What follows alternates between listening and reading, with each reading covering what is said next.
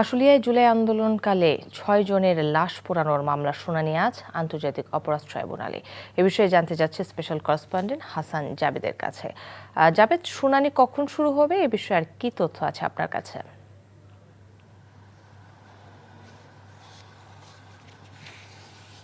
কাকুলি, আজকে বিচারপতি নজরুল ইসলাম চৌধুরীর নেতৃত্বাধীন যে আন্তর্জাতিক অপরাধ ট্রাইব্যুনাল ২ আছে, সেই ট্রাইব্যুনালে আজকে এই মামলাটির শুনানি আছে। এবং আজকে যে দিনটি সেটা হচ্ছে যে এই মামলায় ইতোমধ্যেই কিন্তু ১৬ আসামির বিরুদ্ধে অভিযোগ আমলে নিয়েছে এবং অভিযোগ আমলে নিয়ে আজকে আসামিদেরকে যারা গ্রেফতার হয়নি, ৮ জন তো গ্রেফতার আছে আর ৮ জন পলাতক আছে, সেই পলাতক আসামিদের গ্রেফতার করে ট্রাইব্যুনালে হাজির করার জন্য গত ১৩ই জুলাই দিন ধার্য ছিল। কিন্তু ওই দিন প্রসিকিউশন ট্রাইব্যুনালকে জানিয়েছে যে পুলিশ প্রতিবেদন তারা এখনও পায়নি, অর্থাৎ পুলিশকে আসামিদের গ্রেফতার করতে পেরেছে বা কি পারেনি, বা তাদের সর্বশেষ অবস্থান কি, সেই বিষয়ে যে প্রতিবেদন দেওয়ার কথা পুলিশে সেটা পায়নি। সেই জন্য তারা আজকে পর্যন্ত সময় নিয়েছিল।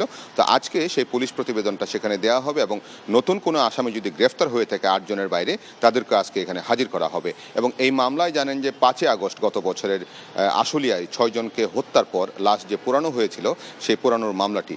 এবং এই মামলায় ১৬ জন আসামির মধ্যে ৮ জন আসামি কারাগারে আছে। তাদের মধ্যে পুলিশ কর্মকর্তা আবদুল্লাহিল কাফি, শাহিদুল ইসলাম, ডিবির পরিদর্শক আরাফাত। এছাড়া পলাতক আছেন সাভারের সাবেক এমপি সাইফুল ইসলাম সহ ৮ আসামি।